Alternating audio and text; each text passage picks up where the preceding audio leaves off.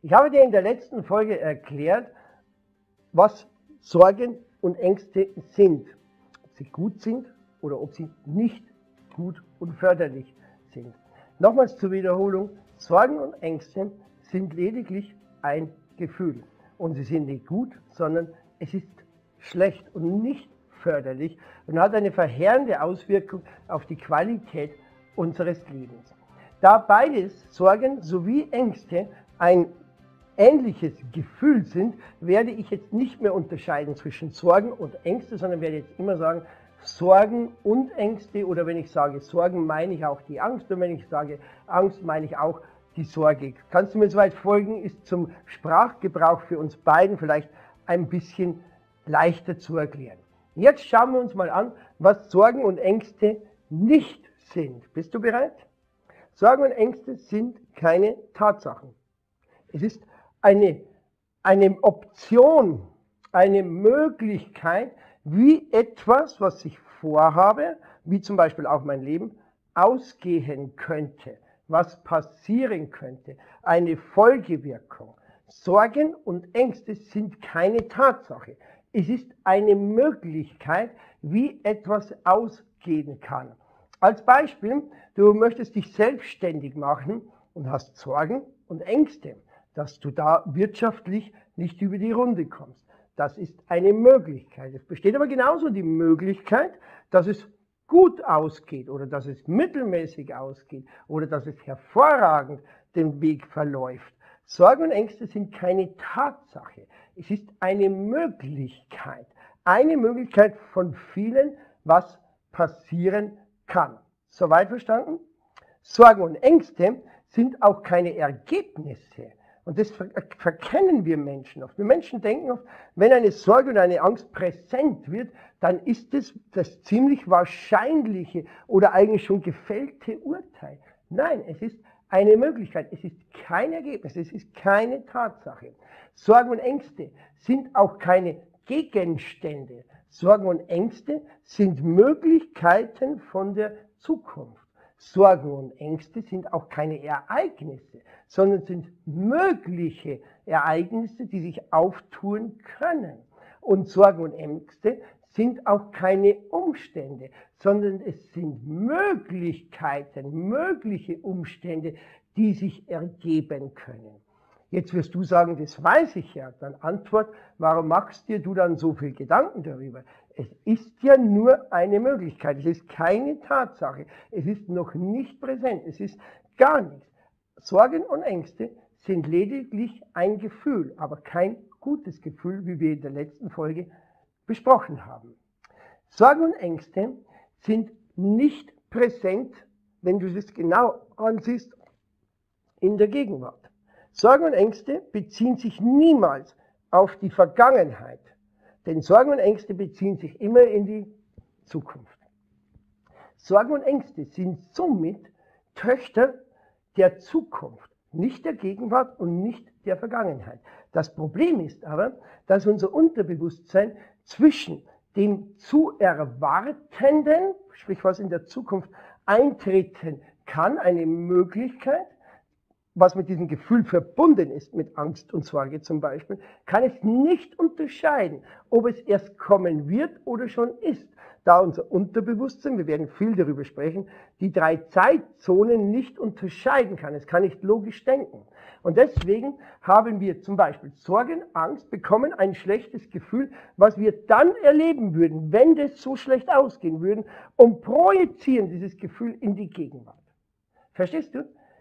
Sorgen und Ängste sind keine Kinder der Gegenwart, keine Kinder der Vergangenheit, sondern sind Zukunftsprojektionen. Sie sind die Kinder der Zukunft und nicht der Gegenwart. Verstehst du das? Wir machen immer wieder das im jetzigen Punkt. Im jetzigen Leben machen wir das präsent. Das hat aber mit jetzt nichts zu tun. Wir haben Angst, dass etwas später mal schlecht eintritt und würden uns dann so und so fühlen. Dann sage ich immer, dann fühl dich doch erst dann so, wenn es passiert ist. Ich bin mal im Flugzeug gesessen, da saß jemand neben mir und der hat gesagt, er hat fürchterliche Flugangst. Dann sage ich, wir sind ja noch am Boden, du kannst nicht runterfallen. Daraufhin war er etwas beruhigter, aber umso höher wir stiegen, desto mehr hat sich die Angst aufgebaut. Daraufhin gab ich ihm den Tipp, er soll doch erst dann Angst haben, wenn er unten am Boden aufgekommen ist. Weil bis dahin ist nichts passiert. Und wenn er diesen Ratschlag befolgen würde, dann würde er die Angst eh nicht mehr spüren. Verstehst du in diesem einfachen Beispiel, was ich damit ausdrücken möchte? Diese Angst ist ja heute in der Tatsache nicht präsent. Das hat ja mit unserer Gegenwart nichts zu tun. Aber wir beginnen jetzt bereits dieses Gefühl vom Worst Case jetzt bereits zu erleben.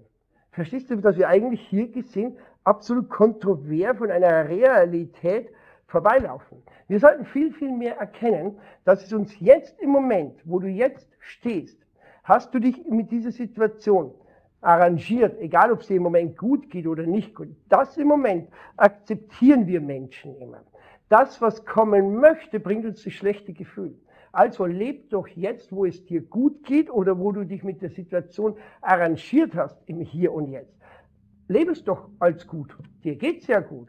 Das, was kommt, können wir uns ja dann die Gefühlsgedanken machen. Wie das geht, werde ich dir sehr, sehr viel Anleitungen mitgeben. Mir geht es in dieser Folge, damit du mal verstehst, was Sorgen und Ängste sind und was sie nicht sind. Ich möchte nochmal zusammenfassen. Zum einen sind sie nur ein Gefühl und sind keine Gegenstände, keine Umstände, keine Tatsachen, gar nichts. Und zum Zweiten ist es in der Gegenwart gar nicht präsent. Es ist ja etwas auf die Zukunft gerichtet. Wir müssen eigentlich sagen, lass uns bis zu diesem Zeitpunkt, wo dieser Fall eintreten, wirklich dann wird, bis dahin lass du mir bitte meinen Frieden. Verstehst du das? Eine Angst dominiert uns in der Gegenwart und hat aber mit der Gegenwart überhaupt noch nichts zu suchen. Jetzt komme ich zum nächsten Punkt, den wir verstehen sollten. Sorgen und Ängste sind eine reine Erfindung des Menschen. Der Mensch hat sie, und ich sage sogar bewusst erfunden.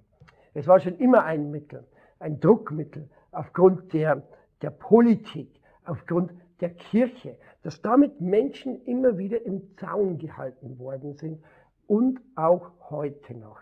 Was wäre denn das für ein Volk, wo jedes über sich hinauswachsen würde? Jeder erkennen würde, wie groß und mächtig er ist, dass er wirklich nach den Sternen greifen kann, dass kein Berg mehr zu hoch wäre und kein Tal zu tief, dass er wirklich groß und mächtig wäre. Was wäre das für ein Volk? Ich sage es dir, nicht mehr kontrollierbar und nicht mehr führbar. Deswegen wird immer mit Ängsten und mit Sorgen geschürt, immer. Und somit bleibt das Volk auch dementsprechend ruhig. Somit ist ein Kollektiv über Jahrtausende entstanden, Jahrtausende. Und wir Menschen, obwohl wir im 21. Jahrhundert sind und immer sagen, wir sind so hoch gebildet, wir haben so einen tollen Verstand, sind nicht in der Lage oder tun es nicht, dass wir uns hinterfragen, überhaupt mal die Frage stellen, was bringen uns Sorgen und Ängste, was sind es und was sind sie nicht. Verstehst du jetzt aufgrund dieser Folge, dass wir einfach, weil alle Sorgen haben und alle Ängste haben, denken wir, das gehört sich so. Das muss gut sein, das gehört zu unserem Leben und wir müssen damit klarkommen. Nein, müssen wir nicht. Wenn dir klar ist, dass Ängste sowie Sorgen keine Tatsachen sind, keine Ergebnisse sind, sondern nur Möglichkeiten. Wenn dir klar ist, dass es sich nur auf die Zukunft bezieht und nicht auf die Gegenwart, und wenn dir klar ist, dass es eine Erfindung vom Menschen ist, die einfach von uns Menschen übernommen worden ist, ohne zu hinterfragen, dann wirst du der Gewichtung von Sorgen und Ängsten mit Sicherheit nicht mehr das Maß beipflichten wie bisher. Warum das so ist, meine Lieben, warum wir nicht hinterfragen, werde ich dir erklären in der nächsten Folge.